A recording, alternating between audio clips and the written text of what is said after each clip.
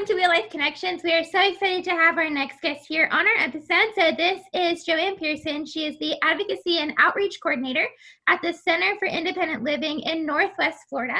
She's here to share her story with us today, and I'm super excited to get to know what she does and how she helps the disability community. So Joanne, thanks so much for joining us today. I'm really glad you're here. Can you go ahead and tell us a little bit about yourself? Well, I actually have migrated from Detroit, Michigan down to Florida. I kind of made a stop in Huntsville for about 13 years on the way. And now I reside in Pensacola, Florida, where our Center for Independent Living is located. And I actually, in 2006, I woke up paralyzed, and I have had my own disability journey. And currently I'm able to walk. I'll tell you about that a little bit later, but my short bio is I have been an advocate since then, I would say. And I have loved it ever since. So now I get to help people for a living. And I work for the Center for Independent Living, doing many different things, wearing many hats. And I have a teaching degree. I have a pre-law degree, and I have a computer information systems degree. So all three of them work together to provide great advocacy for people with disabilities. That's awesome. So before we get into your disability, because I definitely would love to learn more about that, can you explain to our viewers what the Center for Independent Living does and how they help the community? Sure. The Center for Independent Living, or what we shortly call CIL, there are many of them around the United States, and many people have a misconception that it is a nursing home or a facility where people live, when in actuality, it is a resource center. We provide 5 core services, one being advocacy. We provide independent living skills. We help people if they want to be employed, or if they just need, they're newly disabled and they need to learn some daily living skills, we can teach that. If someone is on the autism spectrum or has other developmental disabilities, we can teach them life skills as well. We have an employment program. We have a transitions program, and that entails 2 sides. One is transitioning out of a nursing home, and then the other side of it is getting students with disabilities transitional services at age 13 to 26. So they're, as they get older, they need different skills, from career development to other, life skills. So that's what transition entails. We also have a loan locker here at our Center for Independent Living in Pensacola, where all of our services are free. We are funded by different grants from the U.S. government right on down to the Department of Education, United Way, and other resources. And our center just does a plethora of things to help the community. We offer free phones for the people that are hard of hearing, or maybe may need an amplified phone for different reasons. We also offer what's called FAST. It is another program that offers assistive technology. And we do a loan program for that. You can try it before you buy it, is basically what we do. We let you try it for a while to see if it fits you. And then we have resources to help you to be able to purchase that item. Even vehicle modifications, if you're needing a loan for that kind of assistive technology, there are resources out there. So you just have to check us out at our website, which is www.cilnwf.org, and check out what we have to offer. My biggest thing that I do at CIL is I offer advocacy services. So say you are a person that wants to apply for disability, or maybe has an appointment at Social Security, and you need somebody to go with you to decipher what they're telling you, or help you to understand what the process is. I can help you to decipher, but the whole point of my service, or what I do for the community, is to help you to be independent on your own, to be able to continue to understand things, and I teach the DIY. you know. Also, the other part of that is if someone has a child that is receiving ESE services in Florida, I can attend the IEP meetings, and I can be a liaison between the school system and the family to make sure the child is getting all the services that they need from beginning all the way up to adulthood. Awesome. That's really cool. That was a really good explanation of the SIL, because each one of them does so many things for the community. But there's so many ways to get involved with them as well, and just be able to help out through volunteering. Like I know our Northeast Florida one, and I'm sure you guys do too. We have a peer mentoring program where we can actually help peer to peer with independence and living skills and things like that. And we do all kinds of classes and stuff. So it's a really, really great organization. I'm so glad I was finally able to get in and have an interview with you since you work at the SIL, because I think so many people need to learn about the organization because it's just a great way to get involved in general with the disability community. So that's awesome. We just had our 40th anniversary. So we've actually been around even a little bit longer than the ADA, because the ADA just turned 30. And so, yes, each SIL has their own, core things that they offer. And we do classes and things like that. We have peer mentoring. Right now, we're doing everything by Zoom. We do have this awesome, what we call social conversations group that we started due to COVID. And it's a way for people to just connect and talk about anything they want to talk about, just so that they're not left alone all the time, and they're able to reach out and at least have someone on the other end to be able to listen and have a conversation with. So we talk about everything from movies to what's going on in the world. It's fun. We do that once a week. That's awesome. Yeah, I think that's great. And I definitely think during a time like this, it's good to still have some social interaction. It gets quite interesting being in your house for long periods of time. So it's nice to be able to talk to people every once in a while. So that's awesome. Well, thank you for sharing about this, Sil. I really appreciate that.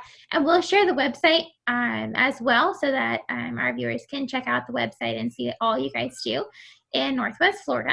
But now let's go back a little bit. And if you're comfortable with it, I'd love to talk a little bit about your story and kind of your disability and what that looks like for you on a daily basis. Okay. Ask me any questions that you want to. I'm okay talking about my disability. If it can help someone, then I'm all for it. Perfect. Well, I guess let's start in 2006 and talk about kind of how it began for you, what that looks like. Well, actually, I didn't even realize that I had any kind of sickness, or I wasn't feeling sick. I wasn't ill in any way.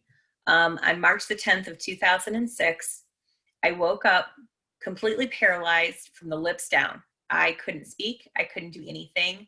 I didn't know what was happening to me, and I was very afraid. Yeah. My father just scooped me up out of the bed, put me in the truck, and he got me to emergency. And I was there for quite some time. I was there for a few weeks for them to figure out what was the matter. I regained my speech after about 7 days, but I never regained anything else from the neck down for many, many years. And it turns out it took a few years to get a full diagnosis, but I had been tested for MS when I was in my early 20s, and it was inconclusive. They never said that I didn't have it. They just didn't have conclusive evidence that it was for sure. And I just went on about my life, and I knew they were checking it periodically, but apparently it came in full force, domino effect. And I have lupus, SLE, and chronic relapsing MS. And a lot of times you don't see symptoms of that type of MS until later in life, but it can manifest itself in different ways, in small ways, as you in your early 20s, and you're not really realizing what's happening to you. And so my body was just kind of in shock and didn't know how to process things. Mm-hmm. And then I also found out that I have another spinal cord disease called CIDP, which is also known as chronic inflammatory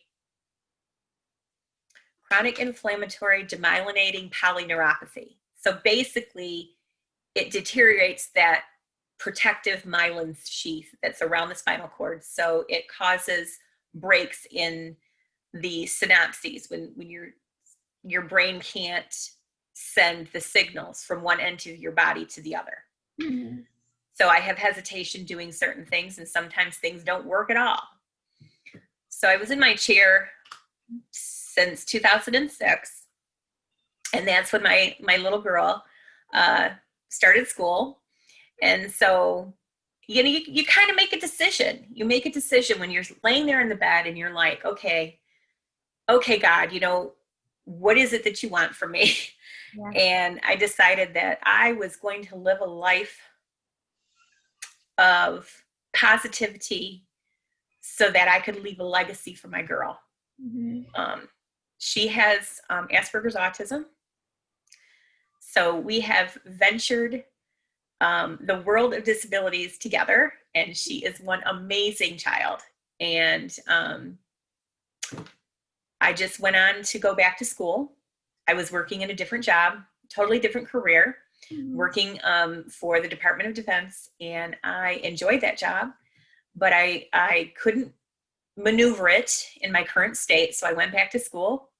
I got my other degrees, and I'm just going with it. In 2010, I met a fantastic woman.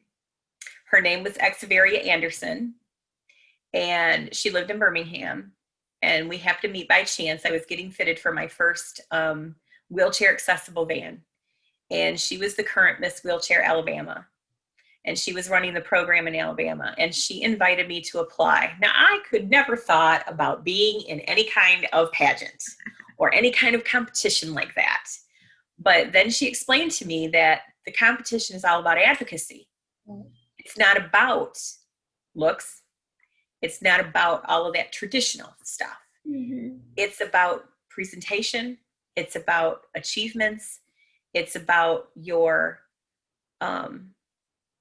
service to the people, to the disability community, and your platform of advocacy. And so I became the Miss Wheelchair Alabama of 2010. I went on to compete at nationals, Miss Wheelchair America. I did not place, but that's okay. I had so much work to do as a parent and back in my own state that I just loved working in my own state. So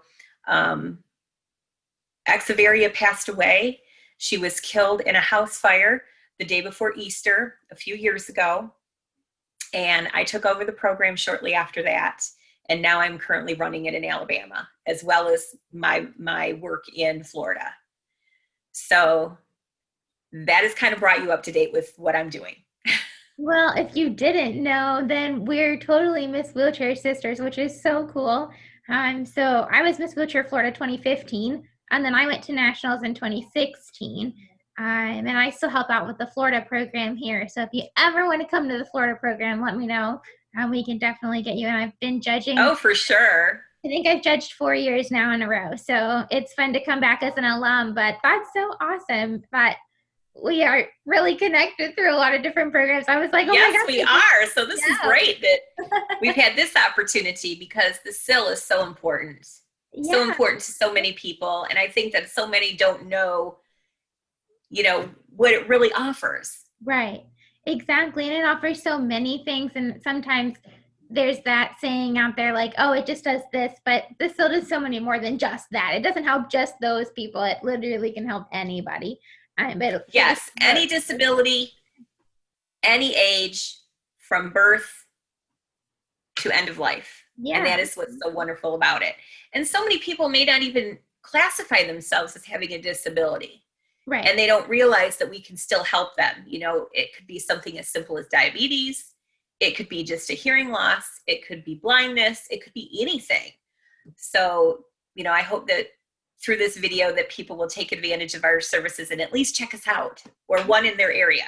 Absolutely. I will probably put the links to almost all of them in the area. That way, for sure, they can look and find the one that's closest to them. But I do a lot with the one here as well. And so it's just a great way to really figure out what resources there are. And some of us might have resources or ideas that they don't know of that we've tried. And so it's even a great sharing network just to be able to share our experiences with everybody else, that, we can all learn from each other, because we're all learning and we all have to be creative to figure out how to overcome our obstacles. Exactly. So what may work for me might work for you. And if I don't tell you how I did it, then you're never going to know. So I think that's a cool part of that whole network as well. So thank you for sharing your story about your disability. That was very, very, very moving to me. And I've never heard of it as an onset like that before. I have quite a number of friends who have MS, but theirs is like slower and progressive. So I have never heard of it coming on quite so, I guess, unannounced, I guess is kind of what you would say. And so it's really important for our viewers to see that just because you have a certain type of disability, like it's the same for me.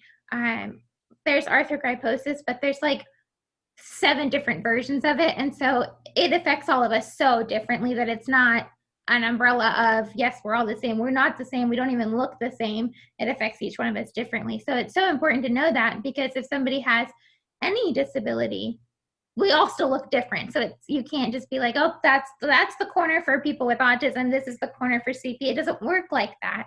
It doesn't work like that. There's so many different aspects. Each person is unique in how their body is affected by their disability. I mean, with the mix of things that I have, with the MS affecting the spinal cord and the nervous system, and then I have the lupus, which is affecting all of the other organs, with the inflammation and, the antibody attacks. It's, right. It's kind of crazy. And then, everything kind of was a domino effect, and to get it all sorted out, it took a little while and a lot of testing and a lot of being poked at, which nobody likes. No. But I just, I prayed through it. I had a really good support system, a lot of friends that just, were there for me, my family, my parents. They let me move back in with them until I was able to get back on my feet and be independent again. And, hopefully, not everybody is that fortunate to have that support system, but they've got to find it. And I think that can be really important in people that are think that they're on their own. They can reach out to different organizations and connect with a support group somewhere, at a CIL, or maybe the MS Society, Lupus Society, things like that. They need to find a place where they're comfortable. And it's okay if they go to one and they're not comfortable. You just got to find your niche. You got to find your spot, and don't feel like you're unwelcome, or that, don't get frustrated. You just have to keep on going. Yeah, absolutely. That's such a good point. And I think another point comes to mind is that I preach this all the time, because everybody says, well, why do you fight for disability rights? How can it be a minority group? How can it do this? How come you can't have access to things? And I said, because disabilities do not care how old you are, what color you are, what kind of hair you have. If you have 4 fingers or 10, they don't care. They don't discriminate. And any day you could have a disability too, just like me. I just happen to be born with mine, so mine came first. But these rights are so important for every single person. It doesn't matter who you are. So the more that we fight for the rights now, then in the future, if something were to happen, or even if somebody becomes and has a disability, then at least those are put in place now so that they're already there for the future. So I agree. We're considered Gen 1 when it comes to the ADA, because the generation before us was fighting for it. Right. But now, as we've become adults and we've been, through school during the time of ADA, right. Things are very different for us, but this fight is still far from over. Right. Absolutely. There's so much more to do, and advocacy is so important, and not being afraid of retaliation, or being afraid to let your voice be heard. Right. But we all have to remember that we have to do it in the right way as well. There's a right way and a wrong way to do everything. And we have to make sure that we're talking to the right people that are going to make a difference. Right. And to make sure that we present our ideas and our point in a way that people can understand it and be able to relate to it and be able to help us get the word out to make change. Exactly. Yeah, absolutely. I totally agree. And I do believe it starts with education. It's all about having people just understand, because they just don't understand. We're still in that generational point where there's still people here on this earth who think that we live in nursing homes and we don't have jobs and we can't drive a car and we can't go play sports and we can't compete in pageants, which I'll, for one, tell you, I think I'm addicted to them at this point. I'm just kidding. But it's those people that they're all still there, and then they teach their younger kids the same thing, or we still segregate classes. And so kids with disabilities are still in separate classes from your mainstream children. And so it still looks so separated. And so a lot of work has been done to make it better, but it's still not great. And so there's still a lot of things that need to change for sure. And advocacy is so important. So I love that you're in that role. And I'm sure you are able to use your advocacy skills to teach other people how to advocate for themselves as well, because it's definitely a learned skill. It's not something that comes easy. Yes. I mean, I had to learn it. I learned it, by doing. And that's really what it comes down to. It's not something they can learn in a book. Yeah. You can watch webinars till you're blue in the face, but you've got to take that first step to get out there and not be afraid to make mistakes and learn from them. Mm-hmm. I made a lot of mistakes at first. I had, it's not that I had a bad attitude. It's just, I had a strong attitude, and you have to kind of calm that down and make sure that you're being unbiased with what the point that you want to get across. And you're going to learn from others, and you have to take that opportunity when it comes along and just jump at it. And you'll learn as you go along. I had a great opportunity to go to Washington, D.C. And advocate for 2 House bills that had to do with complex rehab technology. And a lot of people probably don't understand what I'm saying when I say that, but complex rehab technology is how our wheels fit our body. Exactly. And you see people in power chairs and you see people in manual chairs, and that both can still have complex technology on them.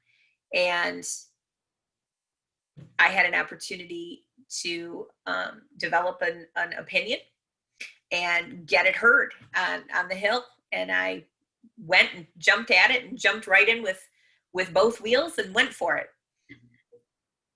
That's awesome. Yeah, I think it's just about taking the opportunities as they come.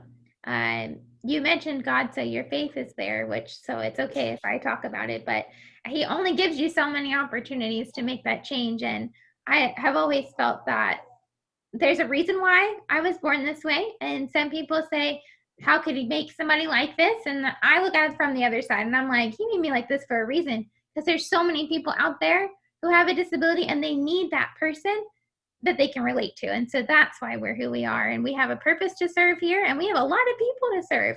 And so it's just such a wonderful feeling when you think about it that way. And it's much more fulfilling. And it just makes you want to fight so much more for the people, within our community. Absolutely. What a great attitude. I feel the same way. We're here for a purpose. Yeah. And I don't feel like I look at my opportunities and my challenges.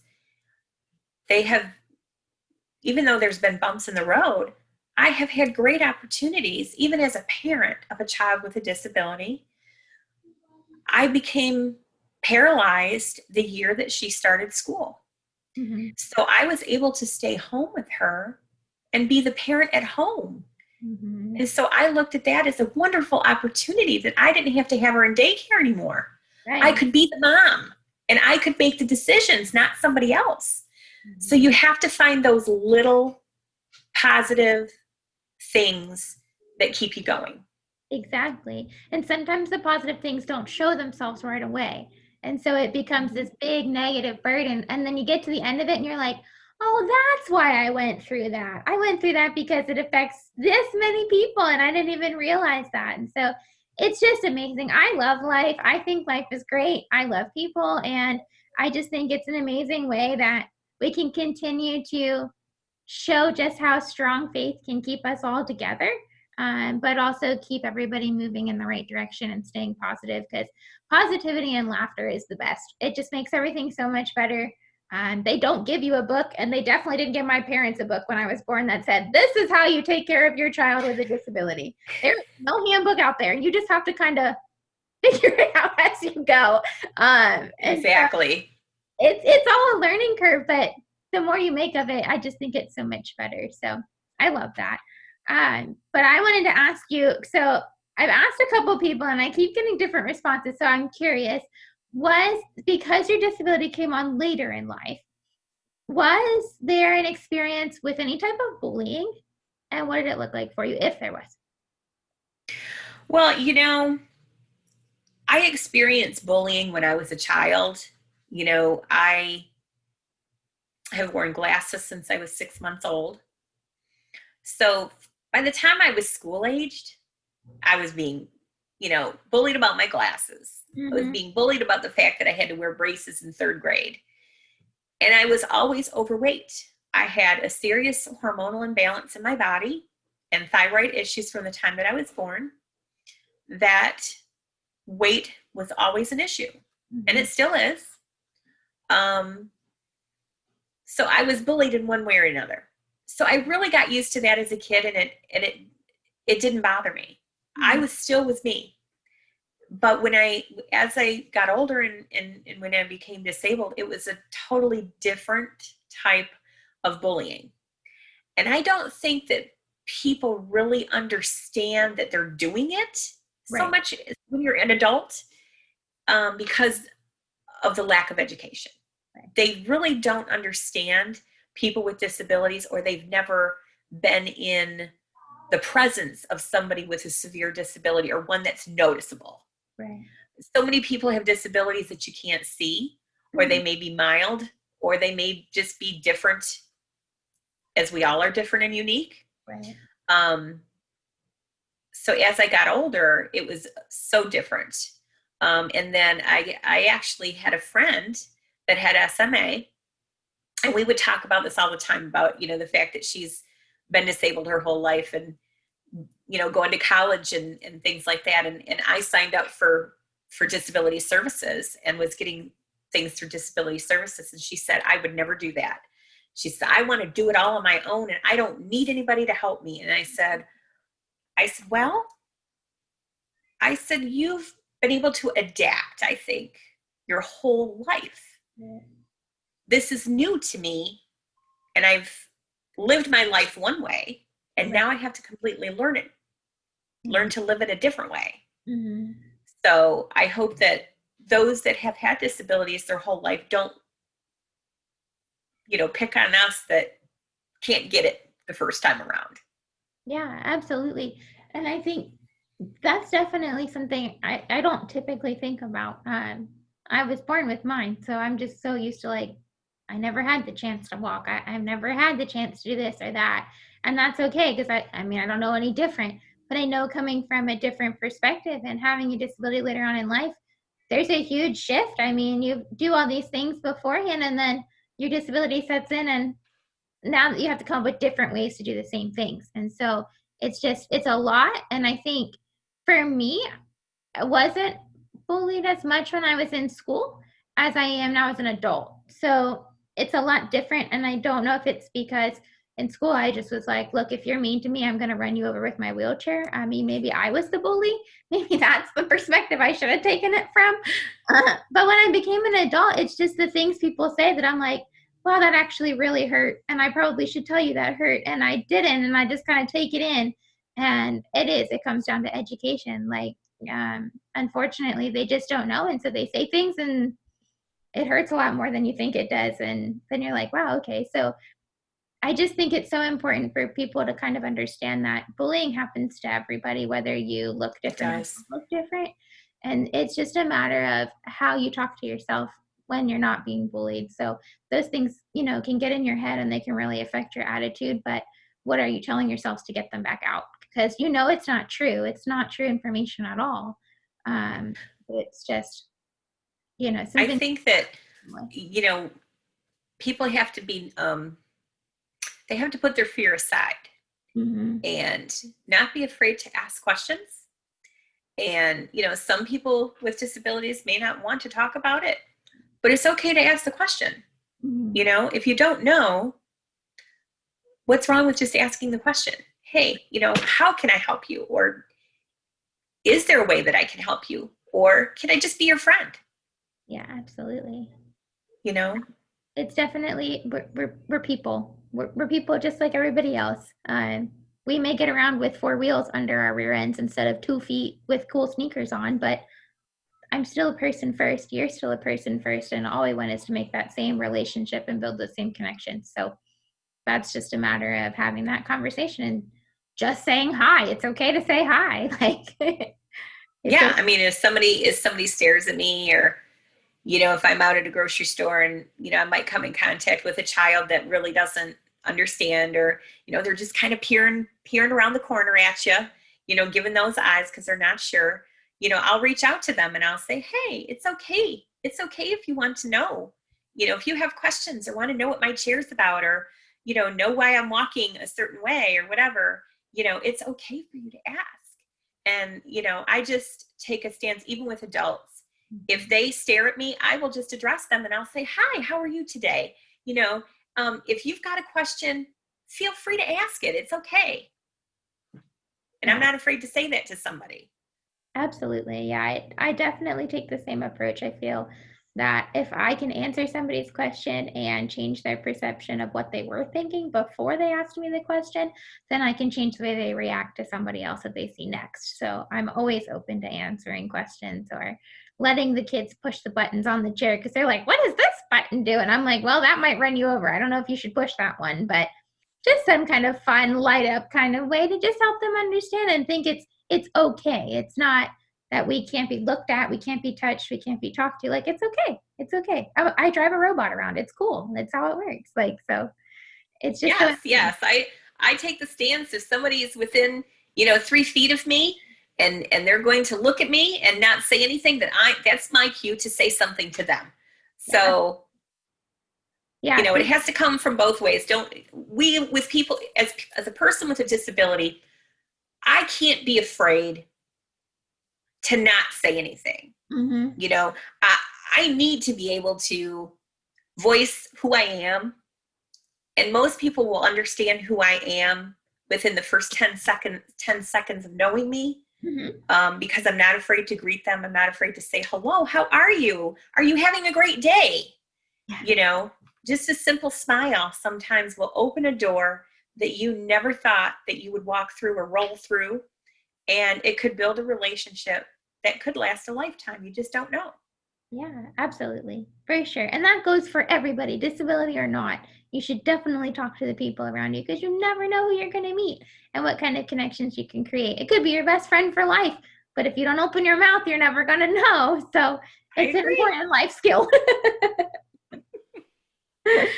Sure. Well, I want to go ahead and kind of wrap up a little bit, but I have just a few more questions I want to ask because I'm curious about them. So one is there anything about your community that you would like to change or see become more accessible? I would like to see more accessibility in recreation in Northwest Florida. Mm-hmm. Our parks, our beaches, our ecosystems would be great to be able to see more people being able to use them no matter what their disability is. So we are working on that one beach at a time. And the only other thing would be improved transportation. Housing is always an issue no matter what city you live in. So I don't really list that as my highest, but transportation for people with disabilities and recreation is very important in order for us to stay as healthy as we can, but also have access to our communities in a way that everyone else gets to experience the beauty around us. Being able to swim, being able to, be in the sun, being able to garden, go and see the turtles, as they, are in their ecosystem, and the beaches in Pensacola are beautiful. So we want to be able to experience all those things. So I love it that I get the opportunity to work with our legislators and our local governments to look at the new plans that are coming out for the changes that are happening in the Emerald Coast, and to be able to help with all of that and make sure that accessibility is top priority. That's awesome. We're working on a lot of accessibility here as well. We actually just put in 3 kayak launches. So I'm going adaptive kayaking for the first time this coming weekend. You will love it. And so it's just really fun because there's so many recreational sports out there that I've never played. never got to play a sport as a kid because there just wasn't those resources. And now that there's so many of them, everybody gets to do it. And so I was like, I'll be 27 and kayaking for the first time ever, but it's cool. I'll cross it off the bucket list. So I think accessibility to all kinds of recreation is so important. I love going to the beach. I live 20 minutes from the beach, and we don't even roll our Moby mats out. So I don't even get to go onto the beach. They're there, but they're like covered in 6 feet of sand, and I still can't get on the beach. So it's kind of silly and pointless. But we're really trying to do the same thing here. And I just think it's so important. The more we're out and about, the more common we become. And then there is no gap between the disability and those without disabilities, because we're everywhere just like everybody else is, and it becomes more normal, even though I hate the word normal. But yeah. Right, normal. What is normal? Exactly. What is it? It's just so wrong. I don't even like that word, but that's a whole nother story. Yes. So I definitely agree. Recreation is so important. Just being outside. Being outside just makes me personally lift spirits and makes me a lot happier. And so I think it's so important for everybody to be able to access and do those kinds of activities as well. So this month, well, actually, I guess I shouldn't say this month. For the next 25 weeks, I'm running an ADA alphabet. And for every letter of the alphabet, I'm giving one tip on disability etiquette. So what to do and not to do with somebody with a disability, what we typically, I should say, to do and not to do. And so what is one thing that may make you feel uncomfortable that those who don't have a disability tend to do? And maybe I can add it to the alphabet. Well, that's a tough question. I think that most people don't even know that they're doing it, but they have that, I hate to say ableist, but I don't know what else to call it. They don't understand that just because we have a mobility disability or something that's different that you can see about us, whether it's CP, whether it's a twitch of some type, whatever it might be, it doesn't mean that our brain isn't functioning just the same as theirs. And that is one thing that really bugs me about people in the community. And they really need to be educated to know that just because we have a disability doesn't make us any different from them. We just have to live our life uniquely. I'm not even going to say that it's bad or good, because that changes day to day, but it's unique. It's living unique. And all of us do that. Absolutely. I think that's a good point, because I know a lot of times I can be out somewhere and I normally have another person with me, just because you never know what help you might need. And they'll talk directly to that person. And I'm over here like, hello, don't you want to talk to me? I'm the one ordering food, or I'm the one buying something from your store. But no, you're talking to the person standing next to me because they look the way you're comfortable to people talking to. And so that's, it's such a pet peeve of mine. I'm kind of obnoxious when it comes to that point. I'm like, hello, no, I can speak to you. Look, exactly. You can speak for yourself, and you can let people know what you like, what you dislike, what you want, what you don't want, in your own unique way. Exactly. And everybody has a way of communicating. You just have to be open to accepting the communication, because we can all communicate with each other, whether it's the times you blink and what you spell, whether you have a voice board, or whether you speak just like you and I do. There's so many ways to communicate, and we want to have that conversation with you. We just want you to be open to having the conversation back. So I think that's all right. So before we go, is there anything that I didn't ask, or anything that you'd like to share with the community that we didn't go over yet? Well, I just have the message that says it's much easier and takes less energy to be happy and joyful than it does to be sour and angry. So no matter what your situation is, whether you're alone or have a caregiver or have a support system, if you're in need of something, don't hesitate to reach out and let people know. You've got to be able to communicate in some way, one way or another, and find that way and make sure that your voice is heard, because it's important no matter who you are, what your disability is, or how severe or how not severe it is.